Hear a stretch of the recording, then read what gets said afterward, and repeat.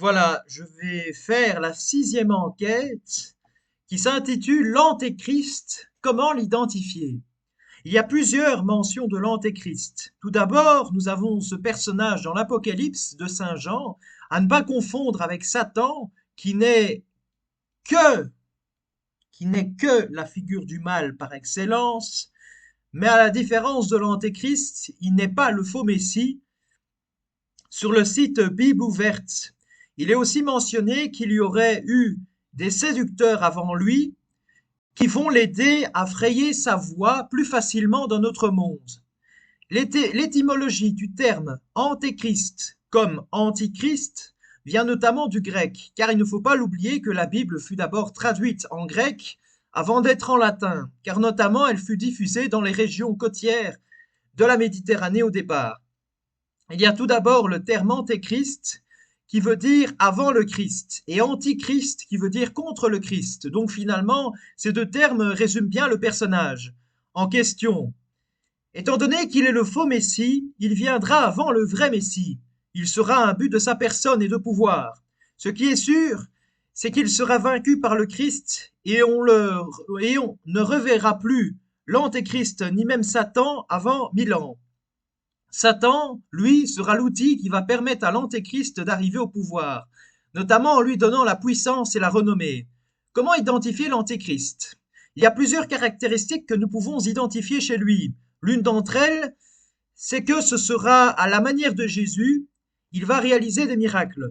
Il va vouloir créer une société de paix et d'ordre, un culte de sa personne. Qui dit ordre dit aussi régime totalitaire, même si cela ne rime pas toujours à cela. L'État va avoir un contrôle sur toute l'économie et tous les opposants seront châtiés. Quand je vous avais parlé de société de paix et d'ordre, cela me fait penser à ce que la Chine a créé et que les Occidentaux essayent aussi de créer chez eux, ce qu'ils appellent des smart cities. Tout d'abord, lorsque nous regardons la Chine, nous avons le système de notation à la chinoise, appelé crédit social, qui permet aux citoyens de se surveiller eux-mêmes. En se comparant, c'est comme à l'école, lorsque chaque élève veut comparer ses points. Et la dérive de ce système, c'est que si l'on n'est pas un bon citoyen, l'on finit par avoir de mauvais points et l'on ne peut plus avoir accès à certains services. Et l'on est complètement considéré comme des parias de la société par ses collègues aussi. Ce système a en quelque sorte acheté la paix pour à la place créer une société d'ordre. Nous avons eu aussi, durant la période que j'appelle la dictature coronavirus, des gens qui dénonçaient leurs voisins qui ne portaient pas leur masque ou qui ne respectaient pas le couvre-feu. Mais aussi ces gens-là sont des idiots utiles du système. Ceux-ci fliquaient aussi les gens avec le pass sanitaire, notamment dans les bars, au lieu de rentrer dans la résistance. Ils ont bien choisi leur camp, le camp des lâches et des idiots utiles, qui font perdurer le système corrompu et qui pensent qu'ils vont être plus récompensés que les autres, mais qui finalement veut devoir se soumettre comme tous les autres. Donc petit à petit, ce système à la chinoise s'impose dans nos vies, que nous le voulions ou non. Le pass sanitaire était utilisé pour contrôler les gens, que cela soit pour aller dans les restaurants, pour partir en vacances ou aller au cinéma, bref. Des loisirs, vous pourriez me dire, mais pour quelle raison ça... Mais vous allez me dire, mais pourquoi je m'attarde sur ces informations qui semblent si anodines en apparence? Et je vous répondrai que dans la Bible, notamment avec la venue de l'Antéchrist, il est dit, je cite les deux citations de la Bible, ainsi personne ne pouvait acheter ni vendre sans avoir la marque, c'est-à-dire le nom de la bête ou le nombre de son nom. Et ensuite, je cite, elle fit en sorte qu'on impose à tous les hommes, petits et grands, riches et pauvres, libres et esclaves, une marque sur leur main droite ou sur leur front. On pourrait se dire que le pass sanitaire, c'était soit un QR code sur un papier, soit le QR code était dans son GSM. Donc ce n'est pas trop grave, quand on sait que de toute façon, il n'est pas dans notre peau. Sauf que voilà, depuis un certain nombre d'années, la puce RFID existe. Ce qui est très dangereux avec cette technologie, c'est qu'elle présente beaucoup de données qui est en quelque sorte injectée sous la peau avec les informations bancaires, l'identité de la personne concernée, etc. Le problème toujours avec ces nouvelles technologies, c'est que l'on met toujours en avant les côtés pratiques et les côtés plus pernicieux arrivent par la suite. Ce qui est aberrant dans cet article, c'est que ces journalopes, qui est la fusion entre journalistes et salopes, ont dit, je cite, voilà des années qu'on implante, voilà des années qu'on en implante, en parlant des puces RFID, aux chiens, pour les identifier. Donc, France Info sous-entend que nous vaudrions pas mieux que des chiens. Ont-ils tellement peu de respect envers l'espèce humaine pour leur parler d'une telle manière? Revenons maintenant à la Smart City, qui est comme en Chine, comme son nom l'indique, une ville intelligente, et qui contrôle les flux humains, notamment avec des senseurs. Je ne parle pas de la censure, je parle des senseurs, et des caméras de surveillance. Nous avons aussi un des axes de ces Smart Cities, cela s'appelle la Smart Gouvernance. Et d'après ce que j'ai pu comprendre, il y a, je cite, l'exploitation des données numériques dans la ville, sous-entendu un contrôle plus important des flux d'informations. Il parle aussi des logiciels mis en place notamment qui pourront avoir une plus grande minutie, permettre par exemple de connaître de façon plus exacte l'arrivée du bus, et donc il faudrait avoir un contrôle plus musclé du trafic et des données sur le réseau pour le savoir. Ça, c'est sur le site de Bruxelles, notamment. Donc, c'est pas un site complotiste. Hein. Prenons un autre exemple de Smart City, ville très futuriste, où il y aurait certaines symboliques maçonniques, comme par exemple avec comme photo les deux tours de Jacquin et Boaz, la pyramide, symbole de la providence inversée. Nous avons ensuite un palais appelé le Palais de la Paix, et cette ville futuriste s'appelle Astana, qui est en fait l'anagramme de Satana, Satan. Alors on pourrait de nouveau me dire, mais tu vois des symboles partout, mais comme j'ai pu l'expliquer dans la vidéo enquête sur la franc-maçonnerie, j'ai bien expliqué que les francs-maçons, je vais quand même le répéter ici, les francs-maçons de degrés inférieurs ne connaissent pas la symbolique, certaines symboliques de degrés supérieurs. Il faut qu'ils atteignent un certain degré pour comprendre cette symbolique. Alors moi, qui ne suis qu'un pauvre mortel, je ne peux que supposer certaines symboliques, et les francs-maçons adorent la symbolique. Et donc, comme je disais, dans cette ville, il y a les deux tours qui symbolisent Jacquin et Boaz, qui sont deux tours importantes dans la franc-maçonnerie. La pyramide, symbole de la providence inversée. Nous avons ensuite un palais aussi qui s'appelle le palais de la paix et de la réconciliation, qui sur le Wikipédia est, je cite, le palais a été construit pour abriter le congrès triennal des chefs de file des religions du monde et traditionnelles. Vous vous souvenez ce que je vous avais dit au début concernant la fusion des religions en une seule avec le culte de l'Antéchrist? Vous pourriez encore me dire que je me fais des films, mais en plus, sur une autre photo, nous avons une tour s'appelant la main de Dieu. De nouveau, les êtres humains essayent de se réapproprier la puissance divine, et en plus, dans cette tour, nous avons une genre de table où il y a la signature des différents dirigeants mondiaux et toutes les religions. Donc, il y a les 17 religions principales et notamment la signature des dirigeants mondiaux, donc une volonté de nouveau de gouvernement mondial, des bâtiments qui sont dans la même ville pourtant et qui de nouveau veulent mettre en avant le même message. N'oublions pas, parce qu'en fait les gens ils pourraient me dire oui, mais le site internet en question c'est un blog, le site internet en question il n'y a pas vraiment de source, mais moi je me base sur ce qu'il a pu dire et j'essaye de me faire ma propre opinion, mais ce sont des photos réelles, c'est pas du trafic, c'est pas des photos trafiquées, ce sont des photos réelles de la ville d'Astana. Donc voilà, chacun l'interprète de sa manière, mais moi je considère que c'est vraiment maçonnique. Voilà, je suis d'accord avec le gars sur le blog, même si en termes de sources, c'est pas fou. Même si on m'a toujours dit, même lorsque je faisais mes études en histoire, les gens m'avaient toujours dit méfie-toi des blogs parce que les blogs c'est pas super incroyable en termes de sources. Mais bon, là je me base sur des photos surtout. N'oublions pas que lorsque je vous avais parlé du palais de la paix, souvenez-vous quand je vous avais parlé que dans l'Apocalypse, l'Antéchrist apportera la paix lui aussi. Passons maintenant à une autre Smart City. Celles-ci fleurissent partout dans le monde. Celle-ci, se nommera The Line. Elle sera construite en Arabie Saoudite et donc, comme son nom l'indique, elle s'appellera La Ligne, qui sera un projet de ville. Et j'ai regardé une vidéo notamment où ils expliquaient, c'était une vidéo de France Culture, et à un moment ils parlaient de l'avant-garde italienne Super Studio, euh, et que ils ont essayé de critiquer d'une manière très symbolique les villes futuristes, dans le sens où cette avant-garde italienne pensait que les villes allaient recouvrir le monde, que une même ville allait recouvrir le monde. C'est un peu le projet d'urbanisation ultime. Et donc, c'était un peu pour critiquer le capitalisme.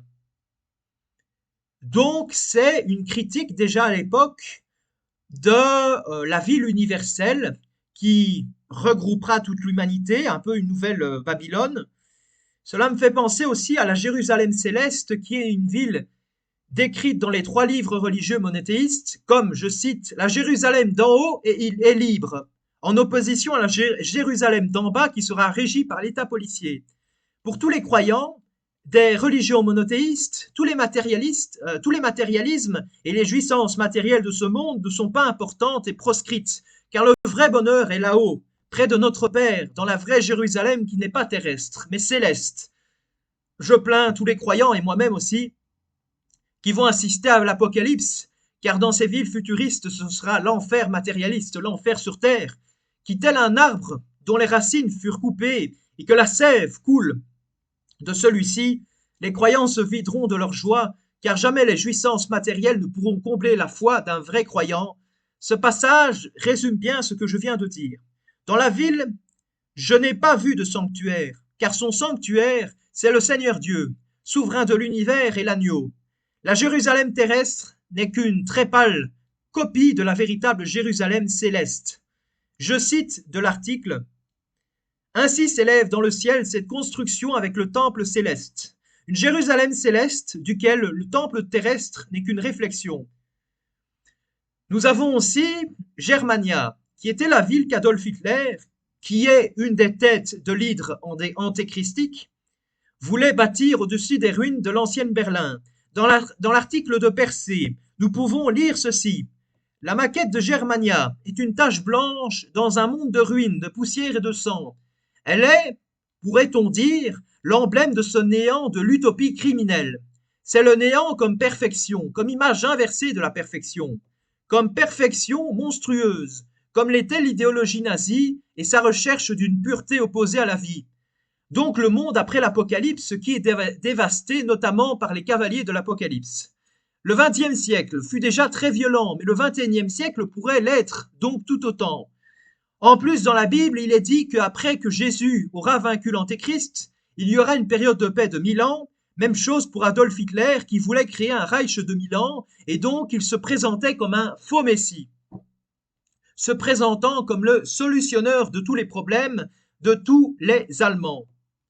Finalement, je vais terminer avec cette Smart City, une ville dans la ville, car cette pyramide sera construite à côté de Tokyo, une pyramide de 2 km, qui sera donc le plus grand édifice humain jamais construit, rappelant le fantasme des satanistes pour Babel, 2 fois plus grande que le plus grand bâtiment aujourd'hui au monde, actuellement la Burj Khalifa, construite. Cette pyramide futuriste sera construite en béton et en acier, donc elle sera complètement déconnectée de la terre et donc de Dieu. Passons maintenant au dernier élément qui sont, enfin, parce que je parle au pluriel, parce que c'était plusieurs éléments, aux derniers éléments importants qui sont et qui étaient, parce qu'elles ont été détruites, les Georgia Guidestone, qui étaient 3 grandes pierres rappelant les tables de la loi que Moïse a reçues sur le mont Sinaï de la part de Dieu. Ces 3 immenses tablettes de granit étaient gravées en plusieurs langues anciennes comme nouvelles, donc à nouveau une volonté universaliste. L'on pouvait retrouver aussi des genres de commandements. Les Georgia Guidestones ont été détruites à cause de vandalisme pour des raisons de sécurité en 2022 et celles-ci ont été bâties en 1979 par une personne qui se nommait R.C. R.C. Christian, mais c'était un pseudonyme. Il préférait rester anonyme, de même dont l'organisation dont il était issu. Ces commandements sont, je cite, qui sont censés être des commandements pour l'avenir de l'humanité et pour sa survie. Maintain humanity under 500 millions in perpetual balance with nature. Donc je traduis, maintenir l'humanité en dessous de 500 millions en équilibre perpétuel avec la nature. Guide reproduction wisely, improving fitness and diversity. Donc, guidons la reproduction de façon sage en améliorant le fitness et la diversité. Unite humanity with a living new language. Unir l'humanité avec une seule langue vivante. Rule, passion, faith, tradition, and all things with tempered reason. Donc diriger avec passion, foi et tradition et toutes choses avec une raison tempérée. Protect people and nations with fair laws and just courts. Donc protéger les peuples et les nations avec des lois et des tribunaux justes. Let all nations rule internally, resolving external disputes in a world court. Laissez toutes les nations diriger de façon interne et résoudre les conflits externes dans un tribunal mondial. Avoid petty laws and useless officials. Évitez les petites lois et les officiels inutiles. Balance personal rights with social duties. Équilibrer les droits personnels avec les devoirs sociaux. Prize truth, beauty and love, seeking harmony with the infinite. Décerner à la vérité, la beauté et l'amour et la recherche de l'harmonie avec l'infini. Et finalement, le dernier commandement, be not a cancer on the earth, leave room for nature. Ne soyez pas le cancer de la terre, laissez de l'espace pour la nature. Bref, ça sent les 10 commandements inverser tout ça. Mais j'analyserai tout ça dans une prochaine enquête, si vous voulez bien. Chez les musulmans, par contre, l'antéchrist n'est pas représenté de la même manière, où le Dajjal, chez eux, est représenté comme étant borgne, avec les cheveux frisés, et entre ses deux yeux sera inscrit le terme incrédule, et sur le front mécréant. Seuls les croyants du vrai Dieu pourront voir ces inscriptions.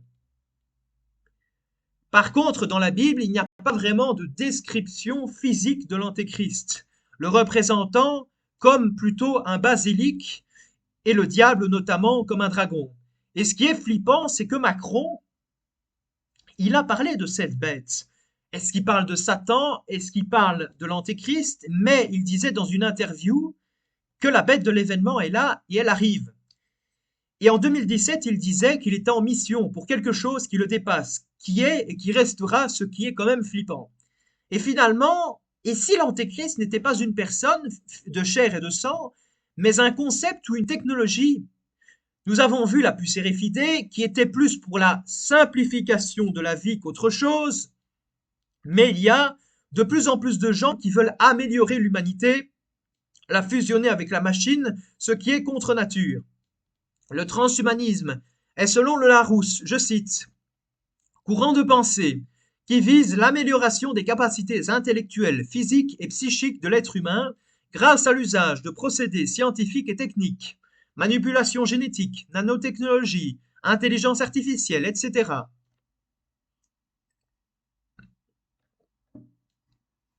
Conviction idéologique, plus que position solidement argumentée, le transhumanisme est contesté aussi bien d'un point de vue scientifique que d'un point de vue éthique. Et Wikipédia rajoute à cette définition, je cite, et de supprimer le vieillissement ou la mort. De nouveau, des lois énoncées par Dieu sont bafouées par des gens qui se prennent pour Dieu.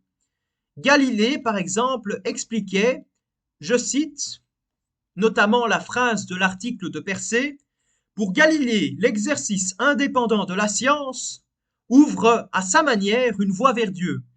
C'est logique, car plus la science avance, plus les questions se multiplient sur l'univers qui nous entoure, et plus la science peut prouver la beauté de la création de Dieu. Par contre, aujourd'hui, malheureusement, le scientisme est en rupture extrême avec Dieu en pensant pouvoir expliquer l'univers seulement avec une science matérialiste. Et le scientisme, un peu, c'est cette nouvelle religion. En plus, ce transhumanisme veut créer des cyborgs avec notamment la société Neuralink d'Elon Musk. Donc ces puces ne sera plus directement implantée dans la peau, comme la puce RFID, mais sera directement implantée dans le cerveau des gens. Source: L'Antéchrist dans la Bible, bibleouverte.ch, le règne de l'Antéchrist. Notation Crédit Social Chinois, leséchos.fr, les chiens de garde du système, DNA.fr, contrôle citoyen du pass sanitaire, youtube.be.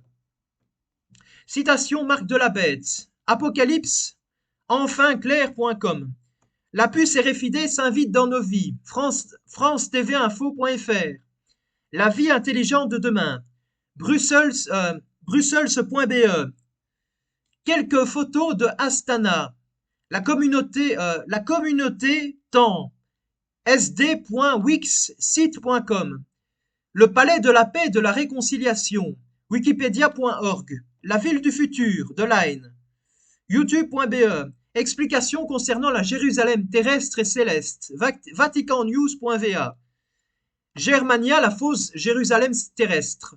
La dimension apocalyptique dans le film Der Untergang, la chute. Article, percé.fr. Les cavaliers de l'Apocalypse. jw.org. Une ville dans une ville, sciencepost.fr. La Burj Khalifa, toureiffel.paris.fr. Les Georgia Guidestones, georgia-encyclopédia.org. La description de l'Antéchrist chez les musulmans, le Coran.com. La bête de l'événement, interview de Macron, youtube.be. Macron en mission, youtube.be. Transhumanisme, larousse.fr. Transhumanisme, wikipedia.org. Galilée et Dieu, percé.fr. Le scientisme, la religion matérialiste, agora.kc.ca. Voilà, à très bientôt pour une prochaine vidéo.